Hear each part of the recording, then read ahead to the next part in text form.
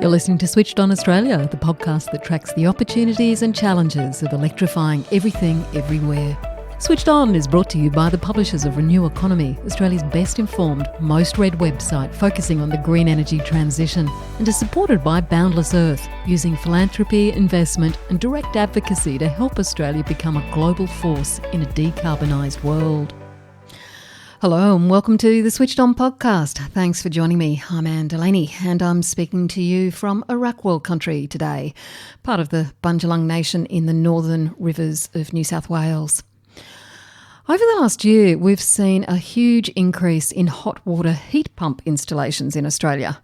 Federal and state governments have recognised heat pumps are good for the environment, good for mitigating climate change, and can reduce the cost of living for householders. Several governments now offer rebates for heat pumps, which has helped fuel the increase in the installations. But we've got a big problem looming in Australia. So big, it could turn the rollout of heat pumps, the most efficient heating system ever invented, into a train wreck if it's not addressed soon. Because not all heat pumps are the same. And it looks like Australia is at risk of getting a whole lot of cheap, inefficient heat pumps that won't mitigate climate change or reduce the cost of living for householders. As the number of hot water heat pump installations has risen, so have consumer complaints. People have reported heat pumps getting installed in lounge rooms and toilets when they should be outside, high-pressure sales tactics from installers, units stopping working in just a few months, manufacturers not replacing broken units, etc.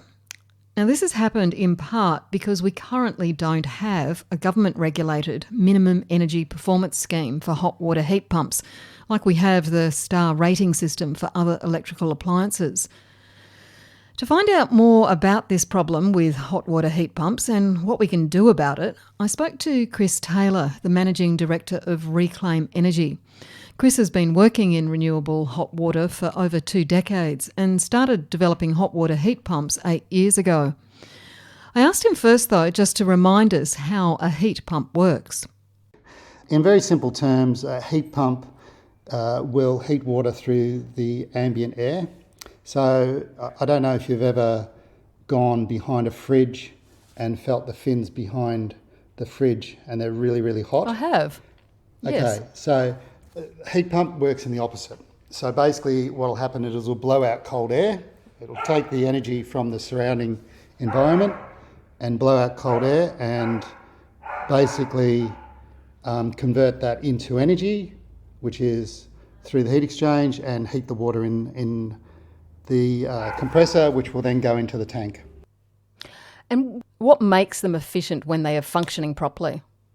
I think a couple of things. One is typically compared to fossil fuel hot water sources, which is gas or electric immersion systems, they have a relatively low energy draw.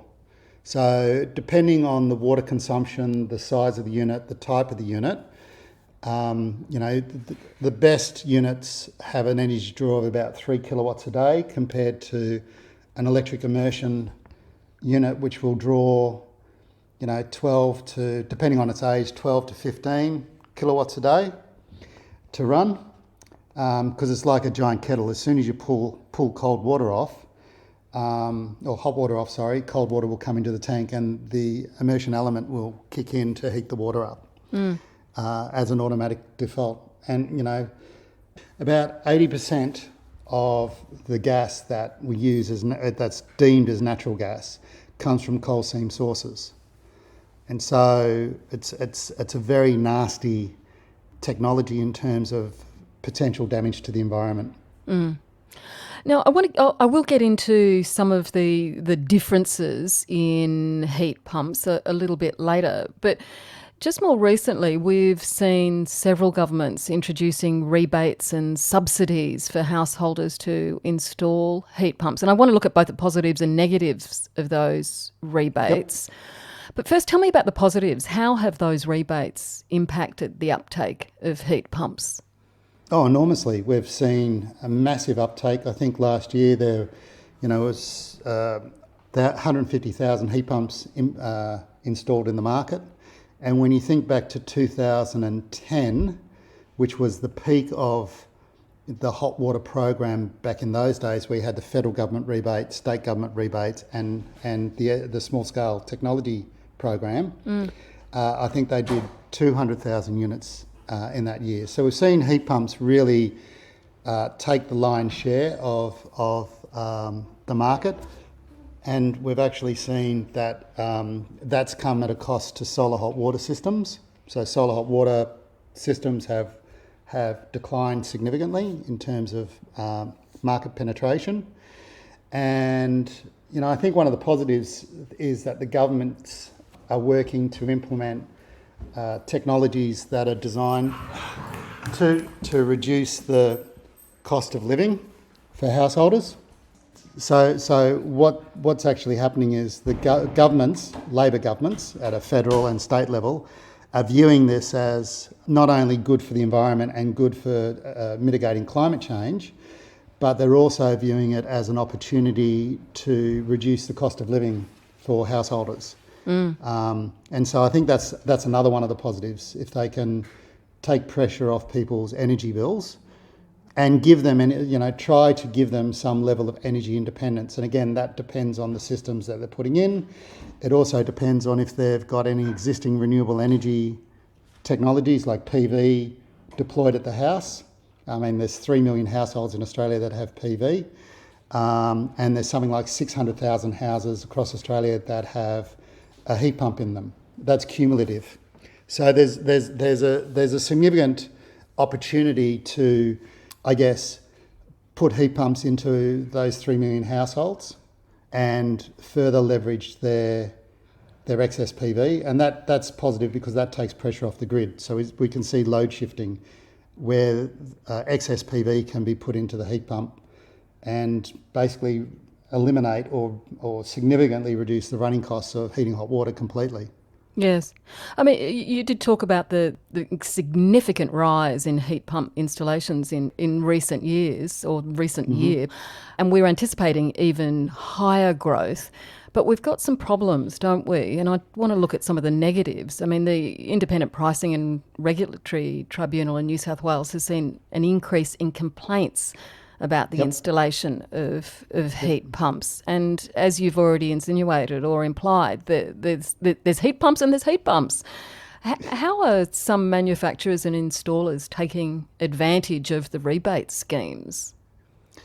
To answer that, I'll probably give you a bit of perspective of the channels to market. So traditionally, 95% of hot water sales nationally would run through a plumbing merchant. So that would be a Reece, a Tradelink, Plumbing Plus, etc. And so the plumbers would go there, order their hot water unit, and that was the traditional model. Since the introduction of the rebates, we've seen a massive shift in the channel to market. So we've either seen heat pump sales go through what we call energy shops. So they would go through a local PV business, and there are some very reputable local PV businesses out there. Or conversely, it would go directly to the person importing the product. And I think that's where you start to run into problems, because the person importing the product is eliminating, obviously, layers of margin to the consumer. We've seen what we call rebate chasers, and what they're interested in doing is driving as much volume as quickly as possible while the rebate schemes are in place, and not really taking responsibility for the installation quality. And so, we've heard of stories where plumbers are getting paid $300 to put a heat pump in. We've seen heat pumps put in toilets. We've seen heat pumps put in people's lounge rooms, for goodness sake, where they just don't work at all. They've got to be outside. And, I've heard anecdotal stories from the marketplace where, someone has complained and asked, the system's failed, they've complained, they've asked for the system to be replaced, and the manufacturers just said, well, we'll give you what you paid for it and here's your $33 back. And so they can't reclaim the rebates. Once they've claimed them once, they can't double dip. So we've got this I guess, extreme situation whereby there's a lack of awareness in the marketplace with consumers. That's one. There's a lack of control around some systems and their installation processes that they use, because they're trying to get as much product into the market as quickly as possible, as cheaply as possible.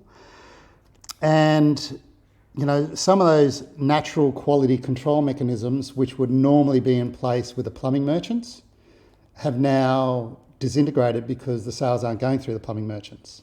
Right. So as an example, Reece, if there was a problem with a hot water system that was installed, Reece would very firmly manage the supplier to ensure that the customer, being the plumber, and the consumer were looked after. Yeah, right. Well, that doesn't occur in this channel to market. And so there's no servicing and backup for a lot of these heat pumps. Well, I worry about the technical capabilities. Anyone can go to China and bring in a cheap heat pump system.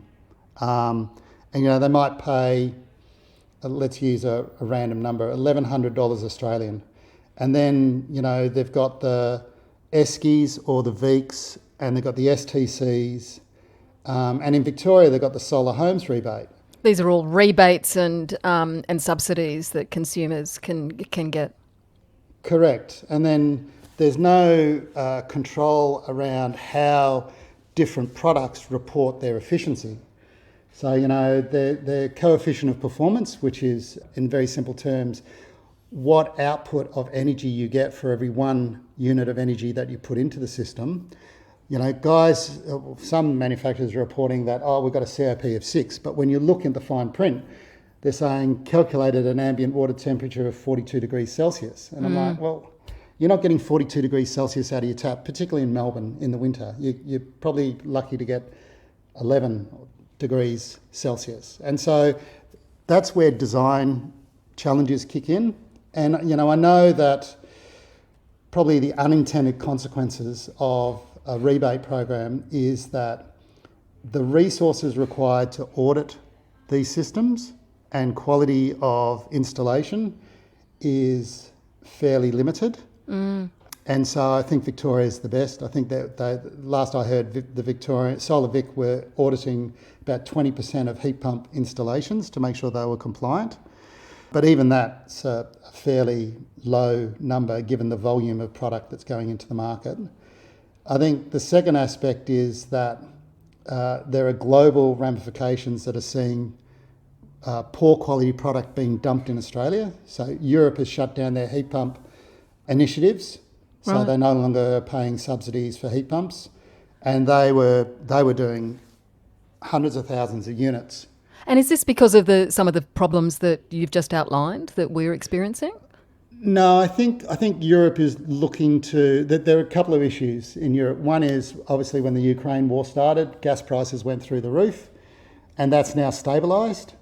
So the pricing has come down to normative levels. So I think, this is part of a policy process where they've just said, well, we don't need to provide the subsidy anymore because the energy costs are now manageable. Yep. So people can buy the product on its own merits. And so we see a lot of cheap product coming into the market, which is unfortunate. And a lot of what I call, or what a lot of the hot water manufacturers refer to as faux heat pumps. So we've got heat pumps that are coming to the market that have an electric element in them because they can't recover quickly enough. It's like a backup system, you mean? Correct. And so what I find is there's probably two problems that I see with the scheme that needs to be managed by the Clean Energy Regulator. One is that I personally don't believe that heat pumps with an electric element, regardless of what size element it is, should attract any rebates. Right. Because the intent of the program is to reduce emissions. And so the heat pump needs to be able to stand on its own 2 feet and perform and keep up with demand and be sized appropriately to meet the requirements of the household. That's the first thing. So just to clarify, so those electric resistive backup systems, clearly they don't function as effectively as the more, I suppose, premium models, do they? No, well, the premium models, the top models in the market don't use an electric element at all. So they just rely on the heat pump to do all the work. Do we know how many of them that are coming into the country have those electric resistive backup systems? I would hazard a guess that there would be about 90% of the heat pumps sold in the market have those. Oh, whoa. Yeah.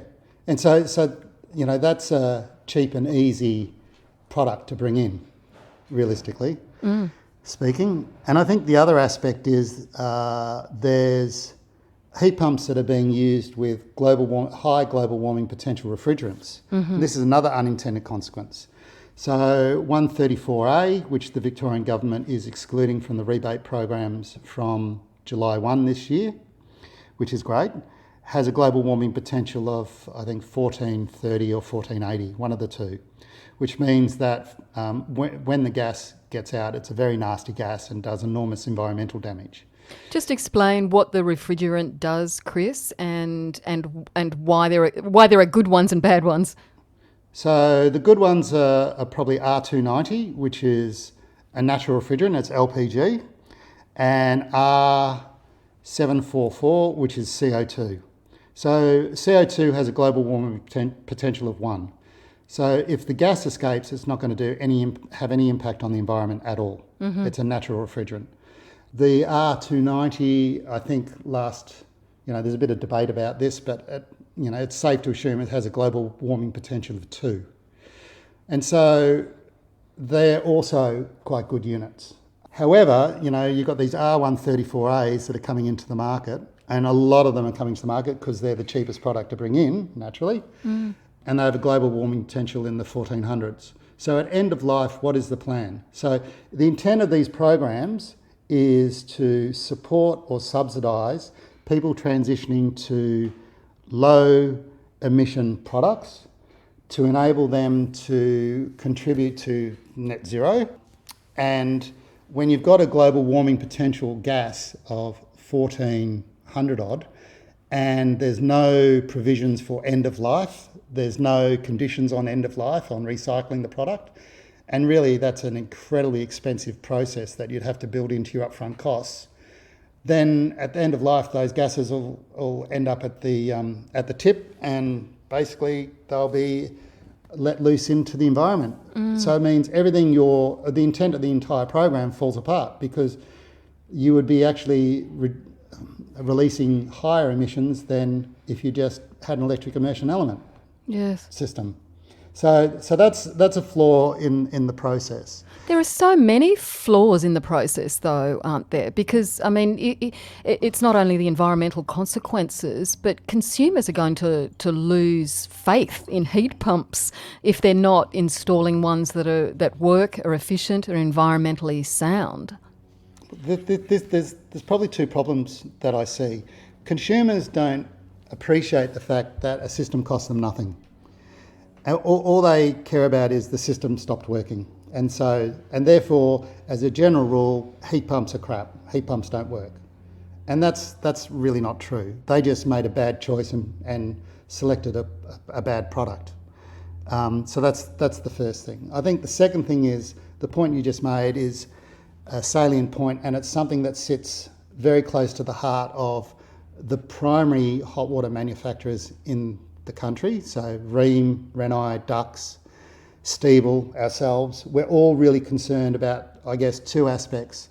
One is safety, and the extent to which consumers can be confident that what's been installed has been installed properly and is safe, and won't do any damage to their house or to them.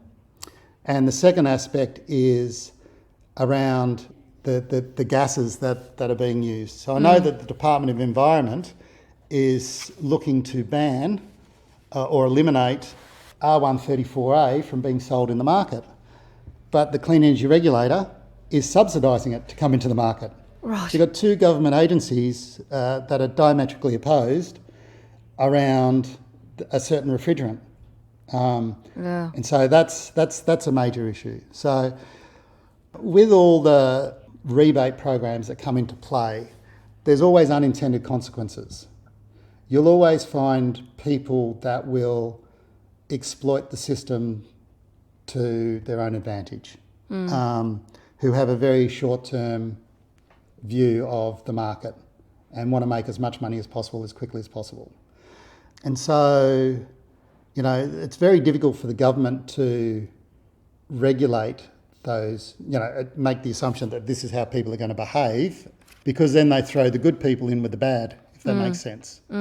And so what we want to do is, as an industry, as a hot water body, is we want to work in partnership with government to support them to amend the programs to make sure that problems for consumers are minimised, if not eliminated, and that heat pumps don't get the bad rap that we're just talking about. Yes. Is one of the problems that we have to solve making it easier for consumers to choose a heat pump that is effective? Because it's incredibly difficult for householders to do that without a government-regulated Energy Star rating system like we have for some other electrical appliances. And my understanding is that we're still a couple of years away from getting them. Yep, and so the cart's in front of the horse. So minimum energy performance ratings for products, for hot water products, I think need to be introduced so that consumers can sit there and look.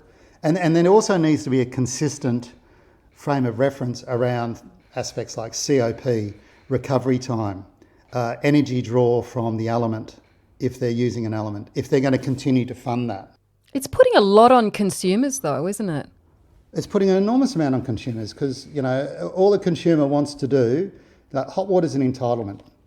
They just want to turn the tap on and get hot water. And as long as every time they turn the tap on, they get hot water, they're going to be happy. It's only when they turn the tap on and it's cold or it doesn't work or they've got problems that you're going to start to, see this become a bigger issue. And particularly with the numbers that we're talking about being deployed in the market. There's for every action, there's a consequence. And I think, one of the consequences is timing. So, we've seen 160,000 units go in this year. If they're going to fail, when are they going to fail? Do they fail in the first 6 months? Do they fail in 12 months? Do they fail in 18 months? And so, we don't know as a marketplace what is coming down the pipeline, if that makes sense. Yes, definitely does. And one of the problems is that if those units do fail, whether or not it's 6 months or 12 months or whenever, people aren't going to be able to access another rebate to buy a more efficient heat pump, are they? Correct. So then they'll go back to what I would refer to as the cheapest option. And the cheapest option will be an electric immersion system if they've got electricity connected, and particularly in Victoria where they can't install gas anymore. So in addition to not subsidising what you call the faux heat pumps, and in addition to getting some government-regulated Energy Star rating system, what else needs to be done to ensure that this rollout of heat pumps, because it's going to get bigger, what do we need to do to make sure that it is going to be effective? I think the government needs to, or the industry probably, more so than the government. So the hot water industry needs to take responsibility for calculating and auditing the heat pumps that are coming into the market and provide a genuine summary of their efficiency and their running costs. Because what you have is, I mentioned the primary hot water manufacturers who've been stable and been in the marketplace for years. There's a lot of people that have come into the market in the short term and they misrepresent the performance of their product. They misrepresent the performance of other products deliberately. And so, as an example, my unit is not the cheapest unit in the market. It's designed to maximise people's efficiency. It's got the longest warranty of any heat pump that's available on the market. It provides labour and parts warranty over an 8-year period. And then you find these cheap products that are coming to the market saying, they're too expensive. Why would you pay that much for a product? I'm like, because you get the backup support, it's going to work, you're minimising your energy draw over an 8-year period, and you're going to have the benefit of knowing that there's a stable manufacturer that's been around since 2003 that's going to back you up. But at the end of the day, that the only attack that they can launch on us is, oh, they're expensive. And so if products are cheap, you've got to ask yourself the question, why are they cheap? Why can I get this product for $33? And really, is that something that I want to base the next 10 years on? Paying $33 for a product and hoping that it lasts, and hoping that the guys that sold it to me or brought it into the country will be around to back it up and support it? Because at the end of the day, they probably won't. And then you're going to have all sorts of consumer law issues and challenges. You mentioned that we need industry audits, but if we've got elements of the industry that are gaming the system anyway, why should we trust the industry to do this? Because there are elements of the industry that are sincerely concerned and have a vested interest in the hot water industry in general, not in the heat pump market. They're concerned about what this is going to do to the heat pump category, naturally. But, when you've got major manufacturers like Rheem, Renai, Dux, and it's a very competitive industry, the hot water industry. We enjoy a friendly, combative relationship with each other. And the one thing I can tell you is out of this process, it's actually brought the major players in the hot water industry together. Right. And it's brought them together around two aspects. One is protecting consumers, and secondly, making sure that, government programs are not being exploited for personal gain, that the intent of the program is actually being honoured. And so that I guess is the two key aspects that we talk a lot about. Is about quality of installation. We talk about how we can work in with the Master Plumbers Association, because the Master Plumbers Association, particularly in New South Wales, are extremely concerned about what is taking place in the market and what they're seeing. And again, I go back to say that, from a government perspective, there's always a lag. But we can't rely on government to do it all. Industry needs to play its part. Industry needs to put its hand up and say, you know what, we want to make some recommendations. And we are working together with the Energy Efficiency Council to outline a heat pump roadmap strategy that the government can consider and look at. And we're all working, positively and collectively to try to address some of the key challenges that we see.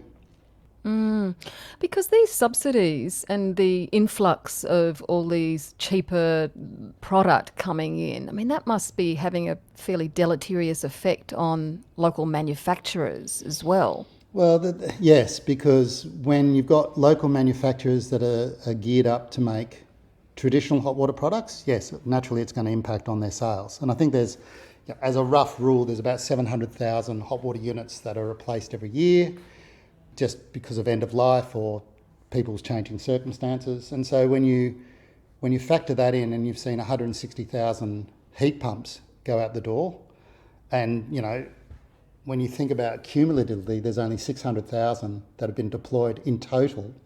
That's a massive shift in terms of product focus and popularity.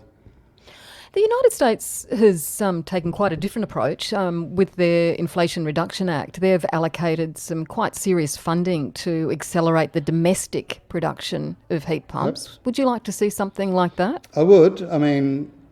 Clearly organisations like Renai, Rheem and Dux have the capability to manufacture here in Australia. They also have technical expertise. It's just, again, you mentioned this issue of minimum energy performance, and we're a couple of years away. It's a significant investment that you're asking these organisations to make in their, retooling their plant and redesigning their facilities to be able to make these products. And you're asking them to do it off the back of government policy, which changes. And so there's that inherent risk or lack of certainty around, okay, well, if we do this, will the government's position change? Particularly if we spend 20 or 30, $40 million tooling up to build a heat pump line, and then all of a sudden they pull the rebates. Where does that leave us? Yes. And then do heat pumps then go back to what they were before these programs started? So do they go back to 20,000 units a year? And when you think about what will happen then is all the fly-by-nighters will pretty much disappear, and you'll be left with, a core group of businesses that will trade in this space. But, it'll be a very tight market. While we're waiting for things to change to make the whole system that the heat pumps, installations, importations, etc., regulations, while we wait for all of that to happen, what should householders look for when they're buying a heat pump? Okay, so it depends on their circumstances. So that's probably the first starting point. I know that, there are some manufacturers out there who are sitting there saying, just buy a 180 litre hot water system and it'll keep up with your demand for a household of 4, which is, when you think about the energy draw, if they've got an energy draw in the morning and an energy draw at night, and they're really punishing that system, they'll run out of hot water. And then the recovery rate, if they're relying on an electric immersion element, particularly at night time or in Melbourne, is going to be incredibly slow. So I think, my advice would be, at this point in time, you've got a lot of support from the government. You need to be thinking about what is the optimum system that I can get, because you're not going to get that support again. Once these programs end, then they end. And so if you've got, $2,500-$3,000 worth of government rebates, from my perspective, I'd be using that to buy the premium products, not to be getting a $33 product.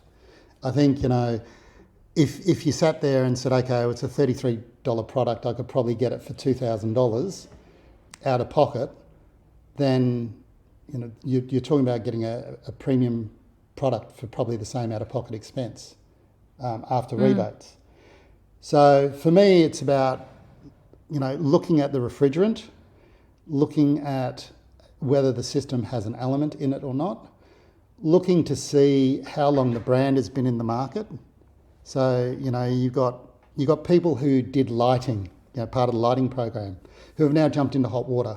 I'm like, I don't know what they know about hot water, because they were giving away light globes for free. But now they're doing hot water. So that's a miraculous shift in terms of business model and expertise that they must have developed. And so, questions start to get raised around, well, how did they select the product? What were some of the considerations? Was it around, this product's good because we can manipulate it to maximise the rebates, which we've seen some manufacturers do. They've changed the design because they know how to maximise the rebates. And what that means is that the people have a higher energy draw. So it's going to cost them more to run over the life of the product.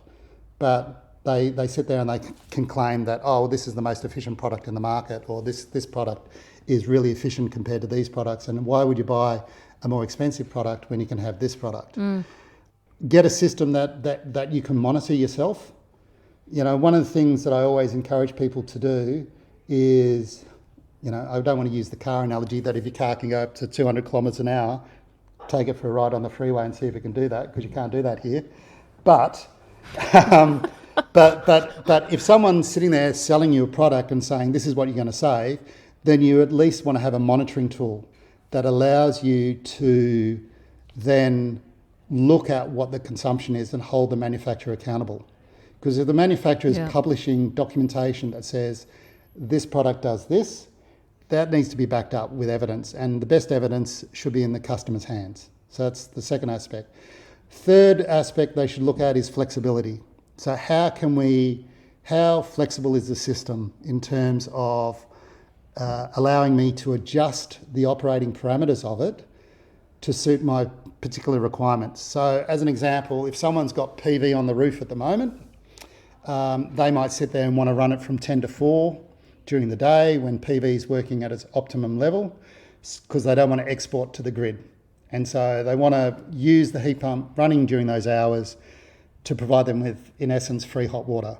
If they then choose to get a battery or are planning on getting a battery, once the pricing sort of is more realistic, which I'm led to believe we'll start to see in the market at the end of this year and on, then you want a system whereby you can program it to run at night and draw off the battery, provided it doesn't kill the battery. So it's got a low energy draw, and you can measure that and monitor that. So, there's probably two aspects to this conversation. One is, ask yourself the question, is this a hot water system that's been designed to maximise the rebates? In other words, to put the maximum amount of money into the back pocket of the people supplying it and minimise my cost? Or is this going to be a product that allows me to take control and manage my energy usage as an energy efficient product in concert with existing renewable technologies or planned renewable technologies? And I think they need to start, we get very good feedback on Google and product review regarding our product, but I know that there are other lower quality products that have phenomenal reviews. Yes. And I question... Because the system can be gamed. I question, the integrity of those. And, I think we're seeing a lot of units getting pulled out that have been installed for a year and a half. And to me, that's terrible, because, again, that's missing the intent of the programs, because you're creating landfill, you're then creating the need for another hot water system, the person's then excluded from the programs, and none of that's explained to people up front, because why would a salesperson tell you all the risks associated with going with them on day one? They wouldn't. And that's ethics for me, from my perspective. Absolutely. So on top of those things that you've suggested consumers look out for, surely to cover some of that, good, strong, long warranties? Good, strong warranties that are real warranties, that the company's going to be around for the duration. And so if Ream, Renai, Dux, Stiebel, those sorts of businesses were offering you a long warranty, I'd be very, very confident that they're going to be around, and to back up their warranty. If someone who's evolved from the lighting industry offered you a 7-year warranty, then I'd be questioning whether they actually will still be in the hot water marketplace in 7 years from now. Particularly, when the STCs disappear, the VEEC program goes, the Solar Homes program goes, the ESCI program goes, and they have to stand on their own 2 feet and charge people for the product. And that's going to be a challenge. So just finally, Chris, how hopeful or confident are you that we're going to fix these problems and get it right so that we do have an effective rollout of heat pumps in Australia? Look, I think government's listening. They're starting to listen. The government agencies are starting to listen, definitely. I think the industry, the credible industry is working together, I would say that, to address the challenges in the market and to raise concerns.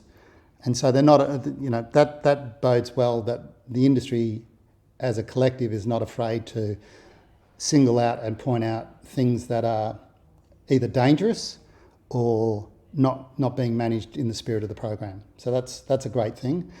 I think, if the CER adopted a couple of simple principles, which would be to eliminate... The regulator. Clean Energy Regulator. So if they adopted one simple principle, they'd clean up the industry overnight, which is to eliminate... And, I sell a product with electric immersion heat pump. It's not my core product, but it's a product that I offer in the market. And so it would affect me along with everyone else, but they should eliminate any system that relies on a electric immersion element in any way, shape or form for recovery or for Legionella, and they should just exclude it from the program. And what happens then, if they do that at a federal level with the Clean Energy Regulator, that then flows on to the states. So that then knocks all those systems out of the New South Wales and Victorian program. And then it'll allow the industry to catch a breath, the government to catch a breath, and for heat pump sales to continue, but for standards to be implemented in a consultative manner to protect consumers in the long term. Sounds like that's some great advice to everybody there, Chris. Chris Taylor, thank you so much for joining the Switched On podcast today. Lovely to talk to you, Anne, and have a wonderful day. And Chris Taylor is the Managing Director of Reclaim Energy. Now, for anyone who wants to buy a hot water heat pump, while we have rebates, but we don't have minimum performance standards, and they don't want to end up buying a lemon, I've posted an article on the Switched On website with some top tips from Chris on how to do that. Next time on Switch On, we'll be looking at the role of community energy in the renewable energy transition. I'm Anne Delaney. See you then.